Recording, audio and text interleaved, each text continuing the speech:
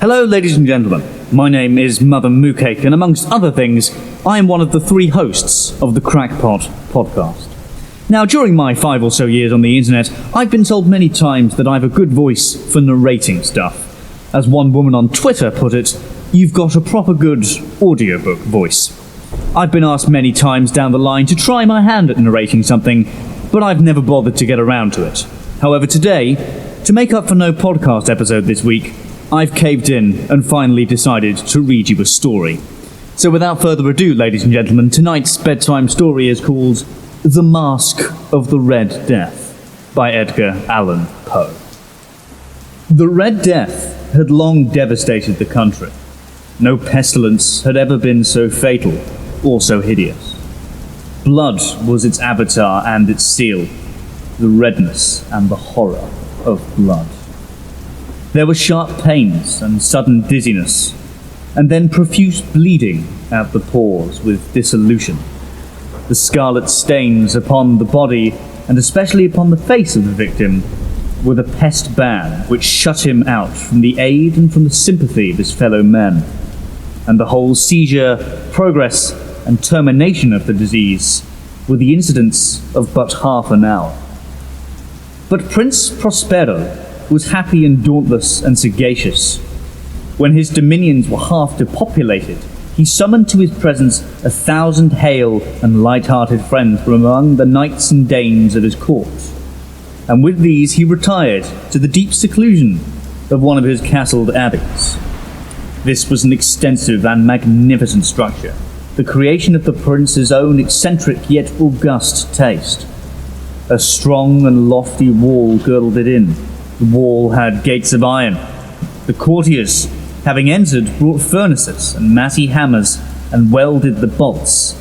They resolved to leave neither means of ingress or egress to the sudden impulses of despair or of frenzy from within. The abbey was amply provisioned. With such precautions, the courtiers might bid defiance to contagion. The external world could take care of itself. In the meantime, it was folly to grieve or to think. The prince had provided all appliances of pleasure. There were buffoons, there were ballet dancers, there were musicians, there was beauty, there was wine. All these and security were within the walls. Without was the Red Death. It was towards the close of the 5th or 6th month of his seclusion, and while the pestilence raged most furiously outside, that Prince Prospero entertained his 1,000 friends at a masked ball of the most unusual magnificence. It was a voluptuous scene, that masquerade. But first, let me tell you of the rooms in which it was held. There were 7, an imperial suite. In many palaces, however, such suites form a long and straight vista, while the folding doors slide back nearly to the walls on either hand, so that the view of the whole extent is scarcely impeded. Here the case was very different, as might have been expected from the Duke's love of the bizarre. The apartments were so irregularly disposed that the vision embraced but little more than one at a time. There was a sharp turn at every 20 or 30 yards, and each turn with a novel effect. To the right and left, in the middle of each wall, a tall and narrow Gothic window looked out upon a closed corridor which pursued the windings of the suite. These windows were of stained glass, whose colour varied in accordance with the prevailing hue of the decorations of the chamber into which it opened. That at the eastern extremity was hung, for example, in blue, and vividly blue were its windows. The second chamber was purple in its ornaments and tapestries, and here the panes were purple as well. The third was green throughout, and so were the casements. The fourth was furnished and lighted in orange, the 5th with white, the 6th with violet. The 7th apartment was closely shrouded in black velvet tapestries that hung all over the ceiling and down the walls, falling in heavy folds upon a carpet of the same material and hue. But in this chamber only, the colour of the windows failed to correspond with the decorations. The panes here were scarlet, a deep blood colour. Now, in no one of the 7 apartments was there any lamp or light amid the profusion of golden ornaments that lay scattered to and fro, or depended from the roof.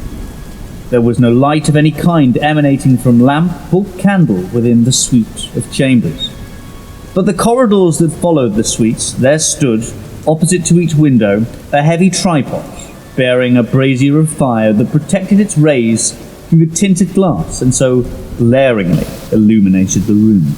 And thus were produced a multitude of gaudy and fantastic appearances. But in the western or black chamber, the effect of the firelight that streamed upon the dark hangings through the blood-tinted panes was ghastly in the extreme, and so produced a wild look upon the countenances of those who entered, and there were very few of the company bold enough to set foot within its precincts at all. It was in this apartment also that there stood against the western wall a gigantic clock of ebony.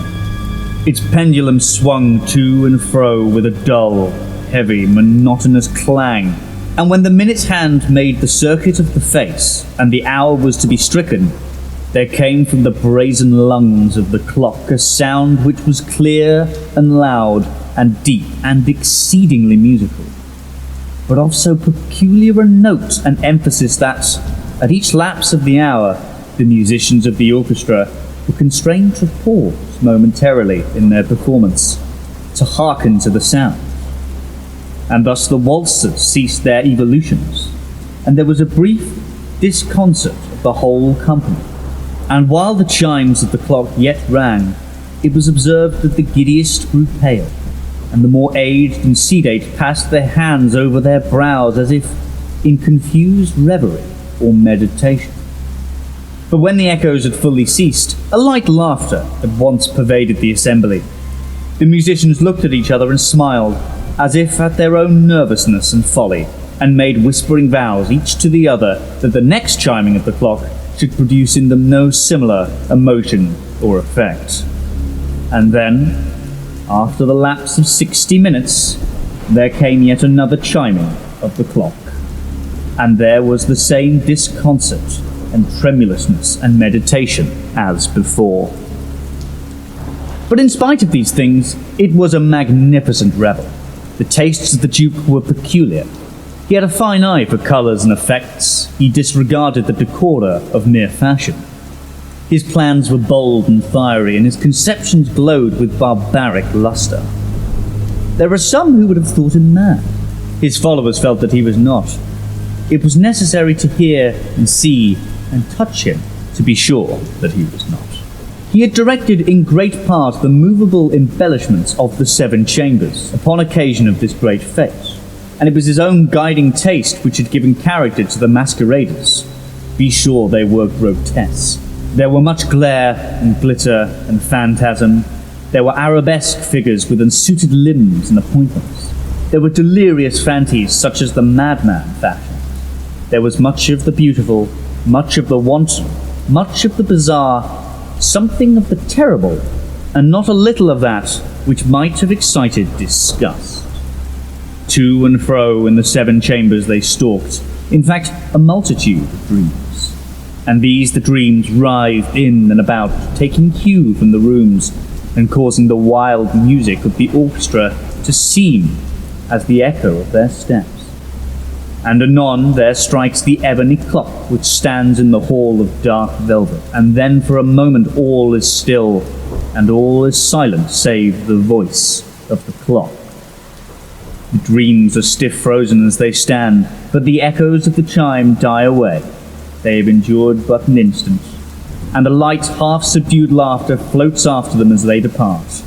And now again the music swells, and the dreams live and writhe to and fro more merrily than ever, taking hue from the many tinted windows through which stream the rays of the tripods. But to the chamber which lies most westward of all, there are now none of the maskers who venture, for the night is waning away, and there flows a ruddier light through those blood-coloured panes. And the blackness of the sable drapery appalls, and to him whose foot falls upon the sable carpet, there comes from near the clock of ebony a muffled peal, more solemnly emphatic than any which reaches their ears who indulge in the more romantic gaieties of the other apartments. But these other apartments were densely crowded, and in them beat feverishly the heart of life, and the revel went whirlingly on until at length there commenced the sounding of midnight upon the clock. And then the music ceased, as I have told, and the evolutions of the waltzes were quieted, and there was an uneasy cessation of all things as before. But now there were 12 strokes to be sounded by the bell of the clock, and thus it happened, perhaps, that more of thoughts crept with more of time into the meditations of the thoughtful among those who revelled. And thus too it happened, perhaps, that before the last echoes of the last chime had utterly sunk into silence, there were many individuals in the crowd who had found leisure to become aware of the presence of a masked figure, which had arrested the attention of no single individual before, and the rumour of this new presence having spread itself whisperingly around, there arose at length from the whole company a buzz expressive in disapprobation and surprise, then finally of terror and horror and disgust. In an assembly of phantasms such as I have painted, it may well be supposed that no ordinary appearance could have excited such sensation. In truth, the masquerade license of the night was nearly unlimited, but the figure in question had out-Heroded Herod himself, and gone beyond the bounds of even the prince's indefinite decorum. There are chords in the heart of the most reckless which cannot be touched without emotion, even with the utterly lost, to whom life and death are equally jests. There are matters which no jest can be made. The whole company, indeed, seemed now deeply to feel that in the costume and bearing of this stranger neither wit nor propriety existed. The figure was tall and gaunt, and shrouded from head to foot in the habiliments of the grave. The mask which concealed the visage was made so nearly to resemble the countenance of a stiffened corpse that the closest scrutiny must have had difficulty in detecting the cheat, and yet all this might have endured, if not approved, by the mad revellers around. But the mummer had gone so far as to assume the type of the Red Death. His vesture was dabbled in blood, and his broad brow, with all the features of the face, was besprinkled with scarlet horror. When the eyes of Prince Prospero fell upon this spectral image, he was seen to be convulsed in the first moment with a strong shudder either of terror or distaste. But in the next his brow reddened with rage. "Who dares," he demanded hoarsely of the courtiers who stood near him, "who dares insult us with this blasphemous mockery? Seize him and unmask him, that we may know whom we have to hang out at sunrise from the battlements." It was in the eastern or blue chamber in which stood the Prince Prospero as he uttered these words. They rang throughout the 7 rooms loudly and clearly, for the prince was a bold and robust man, and the music had become hushed at the waving of his hand. It was in the blue room where stood the prince, with his group of pale courtiers by his side. At first, as he spoke, there was a slight rushing movement of this group in the direction of the intruder, who at the moment was also near at hand, and now, with deliberate and stately step, made closer approach to the speaker. But from a certain nameless awe with which the mad assumptions of the mummer had inspired, there were found none of the whole party who put forth hand to seize him, so that, unimpeded, he passed within a yard of the prince's person, and with vast assembly, as if one impulse shrank from the centres of the room to the walls, he made his way, uninterrupted, but with the same solemn and measured step which had distinguished him from the first, through the blue chamber to the purple, through purple to green, through the green to the orange, through this again to the white, and even thence to the violet. At this point, a decided movement had been made to arrest him. It was then, however, that the Prince Prospero, maddening with rage and the shame of his own momentary cowardice, rushed hurriedly through the 6 chambers, while none followed him on account of a deadly terror that had seized them all. He bore aloft a drawn dagger, and he had approached rapidly to within 3 or 4 feet of the retreating figure, when the latter, having attained to the extremity of the velvet black apartment, turned suddenly and confronted his pursuer. There was a sharp cry, and the dagger dropped gleaming upon the sable carpet, upon which, instantly afterwards, fell prostrate in death and terror the Prince Prospero.